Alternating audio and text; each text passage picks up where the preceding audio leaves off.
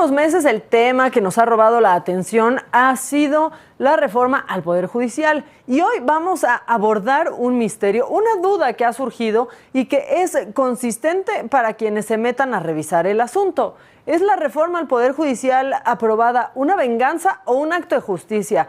Spoiler, la respuesta depende de si eres presidente o eres juez. Imaginemos por un momento que tú estás en la Suprema Corte, tumbas una reforma tras otra, como si estuvieras jugando al boliche con las ideas del expresidente AMLO. Que si la reforma eléctrica, strike. Que si el plan B electoral, otro strike.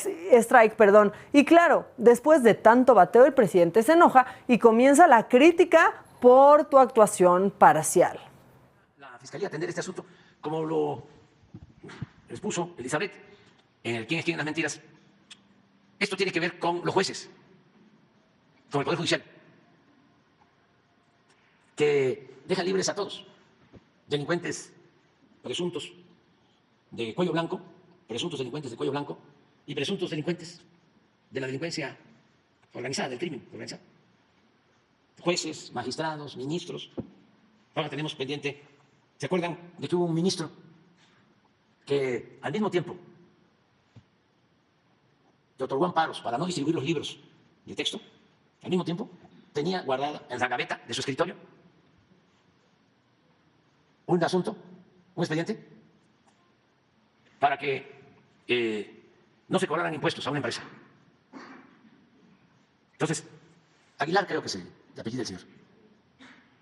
Tenía, creo que un año guardado el expediente para que una empresa grande, con una denuncia de más de 20.000 millones de pesos, no pagar impuestos. Y al mismo tiempo, amparos para que no se distribuyeran los libros. Porque están ahora en contra de nosotros. Porque el Poder Judicial está dominado por la oligarquía corrupta. Está al servicio de una minoría corrupta. Son empleados de ellos. No representan al pueblo de México. Tampoco es nuevo, nunca han hecho justicia. Siempre han estado al servicio de una élite. Pero ahora, de manera abierta y descarada, y en contra nuestra. Todos los casos los perdemos. Amparan a las empresas que quieren tener el control de la industria eléctrica nacional, a las empresas extranjeras. Protegen a los traficantes de influencia, a los corruptos, a los pseudoambientalistas, pseudodefensores de derechos humanos, etcétera, etcétera. Por cierto, esa denuncia por falta de pago de impuestos la tuvo que sacar del escritorio y se resolvió que se fuese a otra instancia. Ya acaban de resolver ahí, es un tribunal. Ya resolvieron de que sí debe de pagarse, se deben de pagar los impuestos. Pero todavía falta otra instancia, porque apelaron. Entonces, en el caso que me preguntas, es lo mismo. Fueron jueces del Poder Judicial los que decidieron que en vez de que esté en la cárcel el exdirector de Pemex, lleve su juicio en su casa solo con un brazalete, porque sostienen que no hay ningún riesgo de que escape, de que se fugue. La Fiscalía seguramente va a apelar, si es que lo puede hacer, pero es un asunto entre la Fiscalía y el Poder Judicial. Y, la verdad, el Poder Judicial está podrido. Puede ser que haya excepciones también de jueces, magistrados, me consta, de ministros, que son distintos, pero son excepción. No es la regla, ¿no? Eso es lo que puedo comentar. Vámonos por partes. La reforma judicial que presentó AMLO es como esas películas de superhéroes en las que el villano decide que el sistema está roto, así que mejor cambia las reglas para que todo funcione a su favor, obviamente. En este caso, el villano no tiene capa, pero sí un proyecto de ley que le da más poder sobre la selección de ministros y que además se vende hacia la gente como la panacea, porque ahora será la gente quien elija. Y así llegamos a la aprobación de una reforma judicial en medio de protestas de trabajadores del Poder Judicial, de estudiantes y de la sociedad civil. Una vez aprobada, todos creían que pues ya había pasado lo más fácil, pero no. La reforma judicial estuvo tan bien hecha y salió tan bien que necesita otra reforma para que quede más bonita, porque resulta que la revisaron tan pero tan bien que se contradice solita. preparadas o personas sin capacidad. ¿Pero con cuál artículo se va a elegir al presidente de la Corte? ¿Con el 94 o con el 93? Es que eso lo vamos a resolver pronto. Entonces, ¿reformarían la reforma? Por eso, con una reforma a la Constitución aclarando eso se va a hacer. Se está viendo, se está haciendo eso. Se está en estudio ahorita, Enrique. ¿Aquí mismo en la Cámara va a mandar la presidenta? Estamos viéndolo en un grupo de trabajo, porque todo este tipo de cosas que surgen de la aplicación de este mecanismo nuevo se están resolviendo. O sea, es como esa tía que un día te dice una cosa, otra y ya nunca le entiendes. Y como esto, pues es un nudo ya de contradicciones, ya salieron a decir los expertos sobre lo que dicen los expertos de esto. La consejera ha explicado con toda claridad este aparente problema de la reforma que no lo es. Insisto en algo que ella dijo, este tipo de antinomias o aparente contradicciones cuando hay una reforma, sobre todo una reforma tan importante, son frecuentes no solo en México, en cualquier país del mundo, y para resolverlos hay dos maneras. Una forma legislativa, como la que se tomó en la reforma constitucional, donde claramente se establece que todas las disposiciones contrarias al decreto de reforma se derogan. Y otra es también un criterio interpretativo.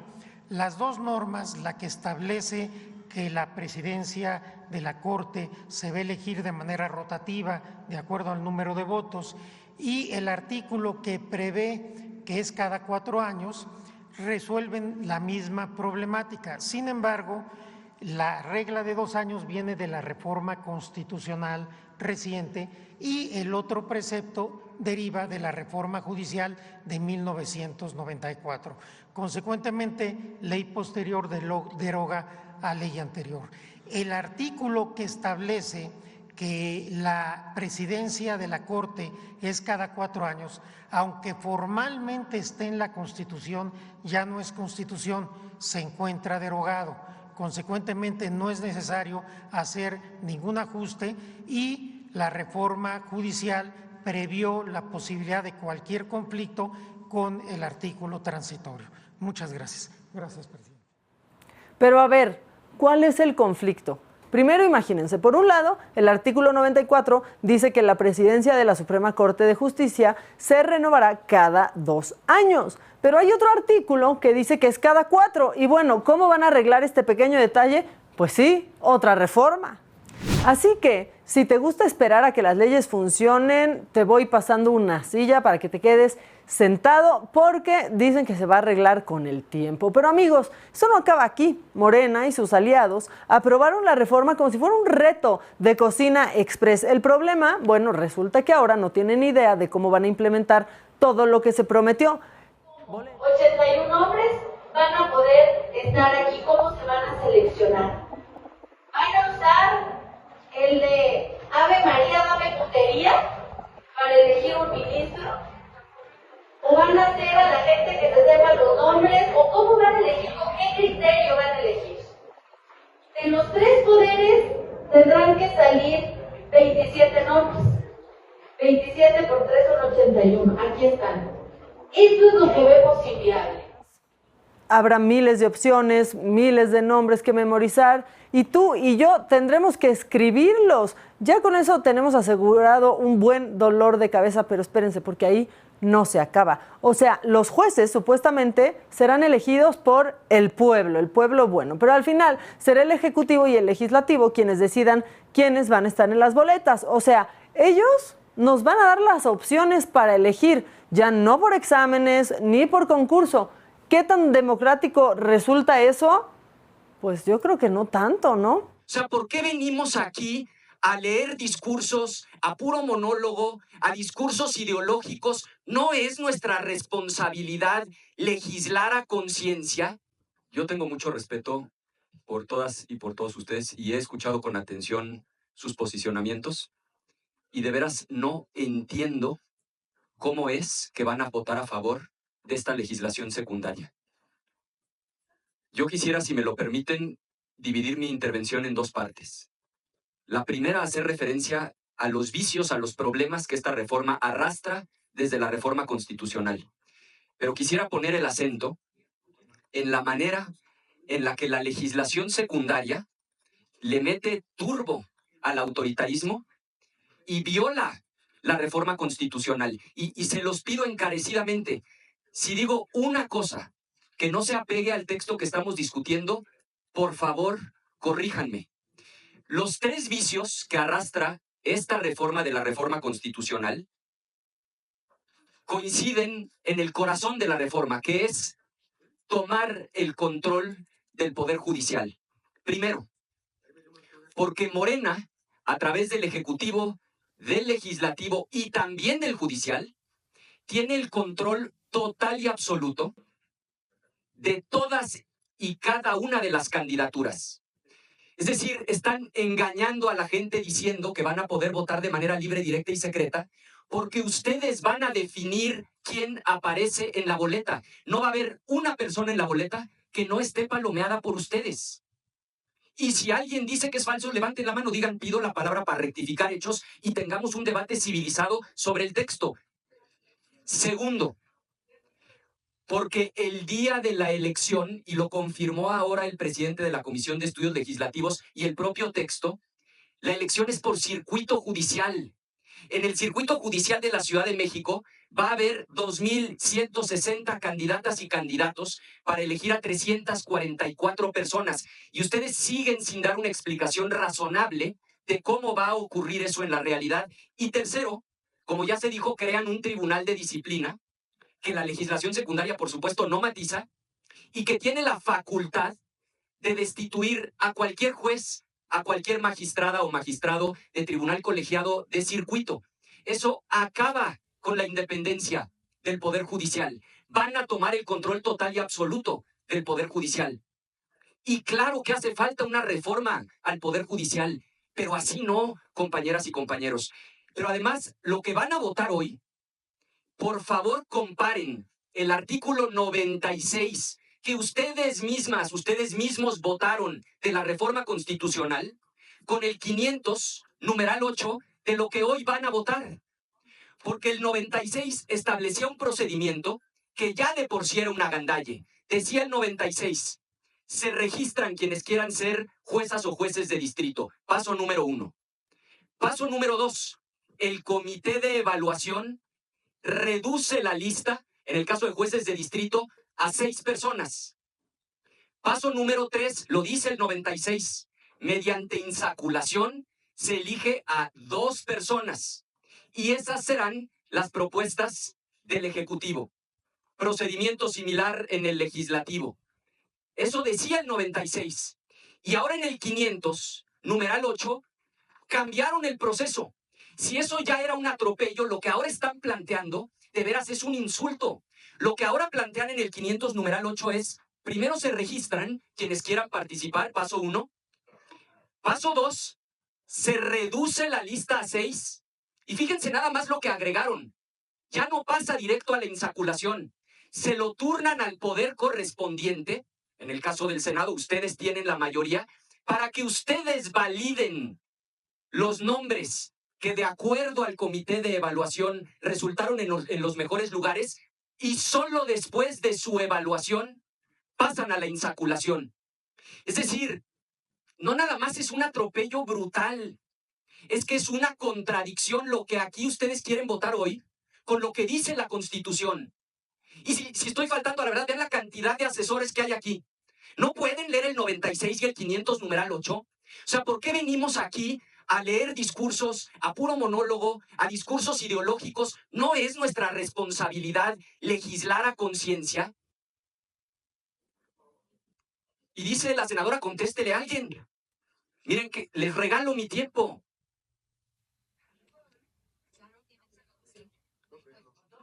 Yo las invito y los invito a que reflexionen. Lo que está en juego es la República. Yo termino como empecé. Por supuesto que hace falta una reforma judicial. Por supuesto que tenemos un problema brutal de justicia en nuestro país. Pero no nos podemos sentir orgullosos de aprobar una reforma en donde Morena va a tener el control de todas y todos los que aparecen en la boleta. Y me hago cargo de mis palabras. Refuten esa afirmación. 1. 2. que va a haber 2.160 candidatos solo en este circuito judicial. 3, que el Tribunal de Disciplina tiene la facultad de destituir a cualquier juez, a cualquier magistrado. Y 4, que si ya el 96 era un atropello, el 500, numeral 8, implica que inclusive por encima del comité de evaluación que tanto prometieron, que era el que se iba a encargar de darle transparencia, de elevar el nivel de la contienda, ahora lo que define el comité de evaluación, los 3 poderes que ustedes tienen, o control directo o mayoría para vetar, van a poder objetar antes de la insaculación. De veras, los invito, está de por medio el país. Es cuanto. Ahora, ¿quién decide? ¿No? ¿Quién creen que deciden? Si ustedes creían que las cosas no podían empeorar, aquí viene la advertencia de los expertos en materia económica con esta ya anticipada desaparición de órganos autónomos y la falta de jueces independientes. Y es que según los expertos, la reforma está ya dándole duro a la economía, así que además de tener un sistema judicial roto, podríamos tener el bolsillo también roto, más todo un combo. Y así surge la pregunta: ¿es realmente la reforma al Poder Judicial una reforma para la justicia? O como dice el presidente del Senado, ¿es una venganza? Casi 71 años y entregó lo mejor de sí, un genio de la política, esta iniciativa de reforma constitucional al Poder Judicial. Es una venganza, una genialidad. Al final, lo que queda claro es que en México la justicia es tan fluida como la política misma. Hoy puede parecer justicia, pero mañana, cuando el nuevo presidente, la nueva presidenta decida cómo debe operar la Suprema Corte, quizás veamos otra reforma. Así que, mientras tanto, ajusten sus cinturones, prepárense para el próximo episodio de Si no sirve, lo reformo. ¿Qué reformas necesitan hacer ya? Yo voy a empezar por reformar mi casa, es lo único que puedo. Activen sus notificaciones, esto es Macabrón Recargado. Nos vemos la próxima semana.